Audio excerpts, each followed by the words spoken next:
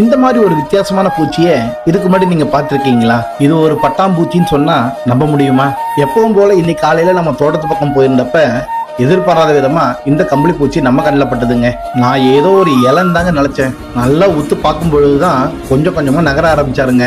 அப்புறம் தான் இவர் ஒரு பூச்சிங்கிறதே நம்ம தெரிஞ்சுக்கிட்டோங்க.